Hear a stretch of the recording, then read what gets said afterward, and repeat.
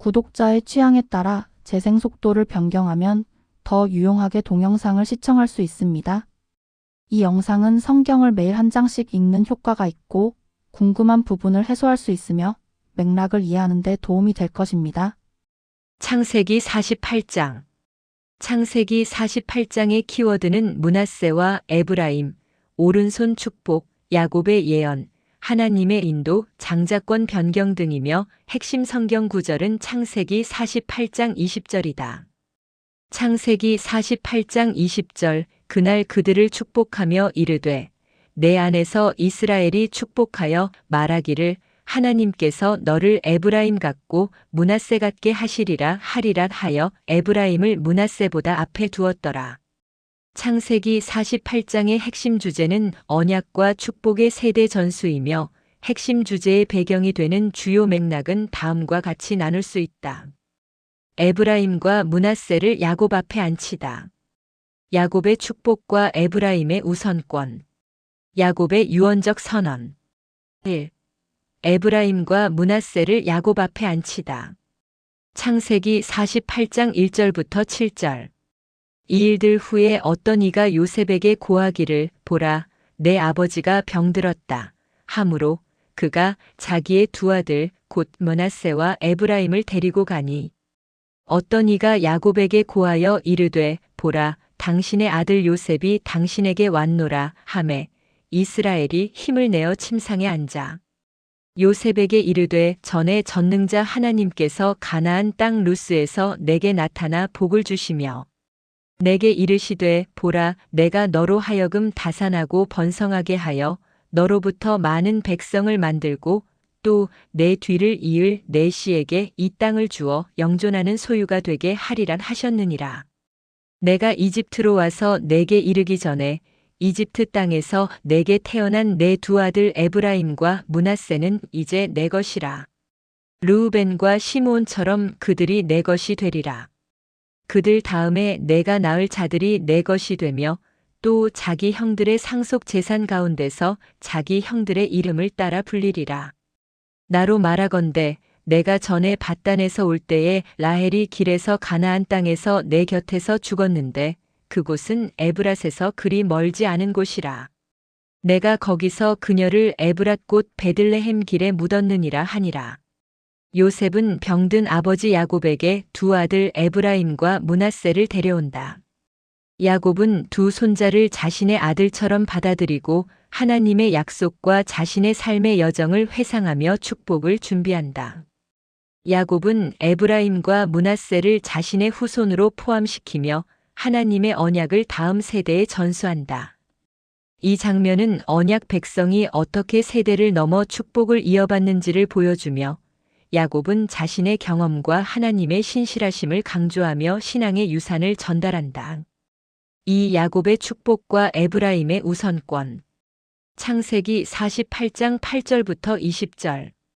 이스라엘이 요셉의 아들들을 보고 이르되 이들은 누구냐? 하니 요셉이 자기 아버지에게 이르되 그들은 하나님께서 이곳에서 내게 주신 내 아들들이니이다. 하매 그가 이르되 원하건대 그들을 내게로 데려오라. 내가 그들을 축복하리라 하니라.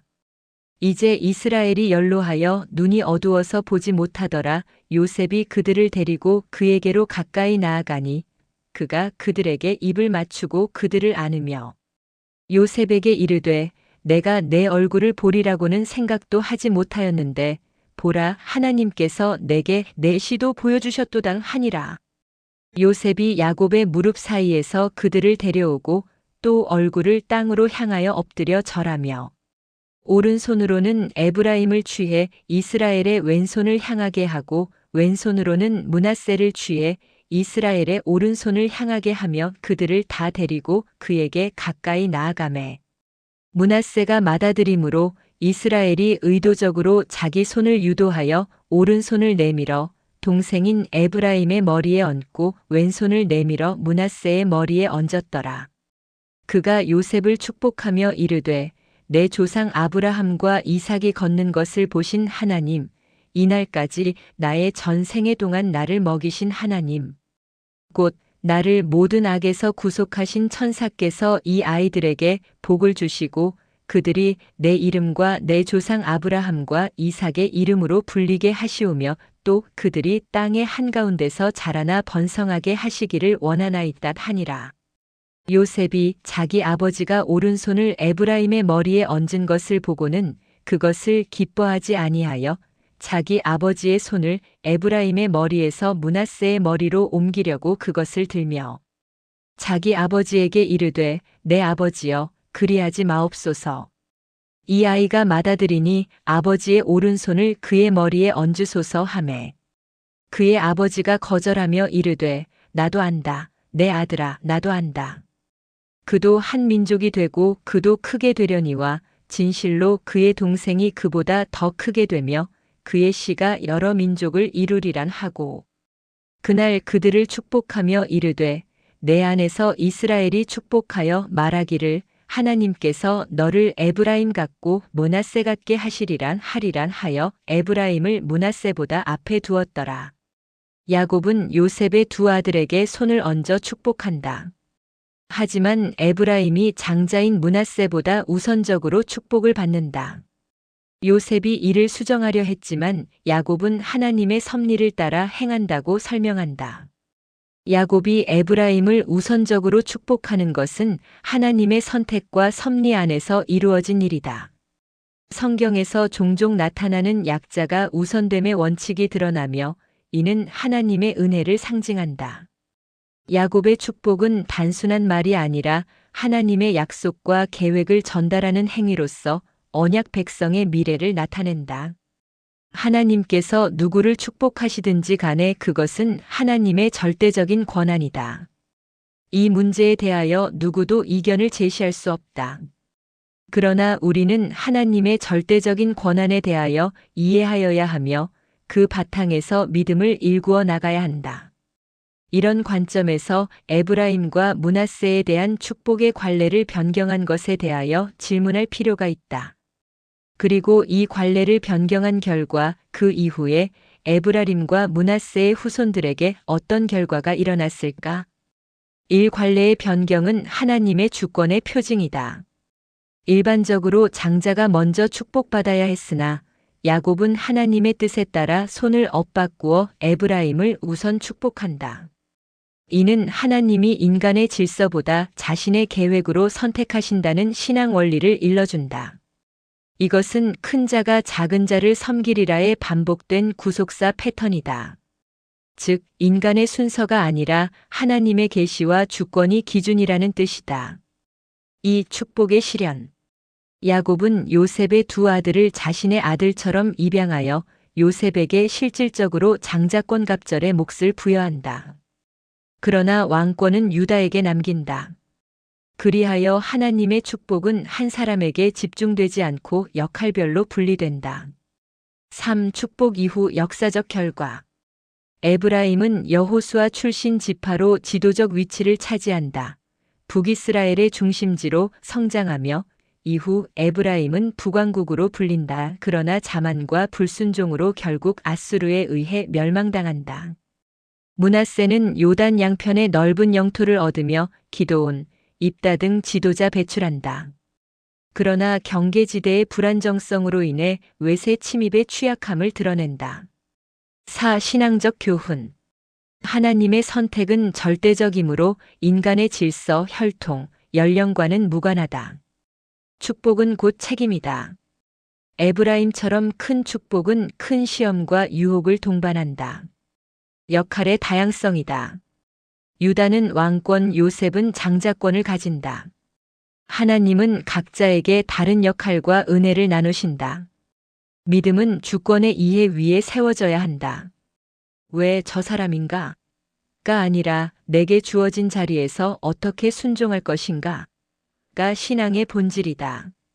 정리를 하면 야곱의 손 엇바꿈은 하나님의 절대 주권을 드러내는 사건이다.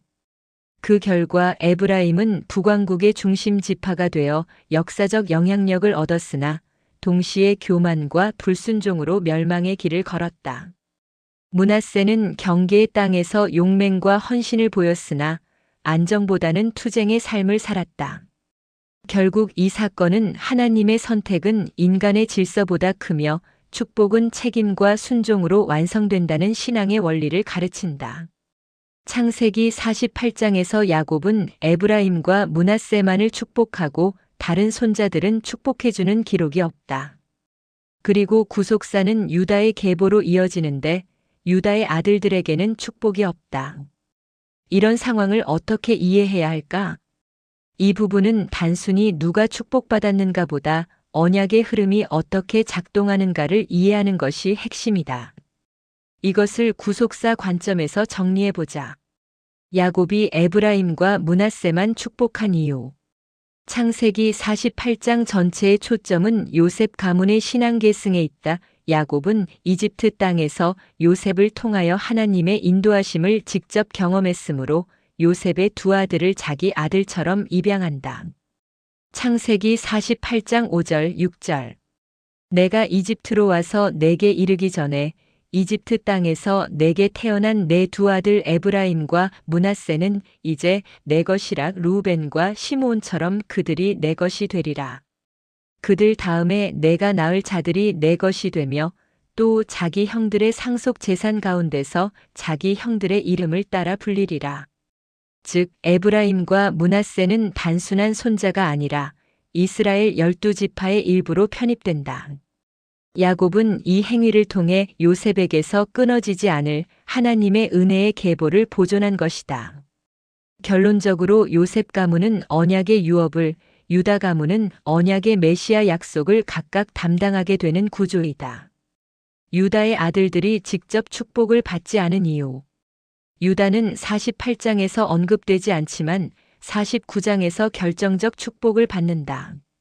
창세기 49장 10절 실로가 오실 때까지 홀이 유다를 떠나지 아니하며 법을 주는 자가 그의 발 사이에서 떠나지 아니하리니 그에게 백성이 모이리로다.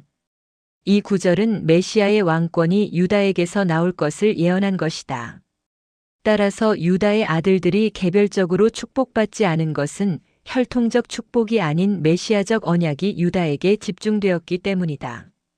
결론적으로 유다의 축복은 개인적 번성보다 구속사적 왕권 계승에 초점이 있다.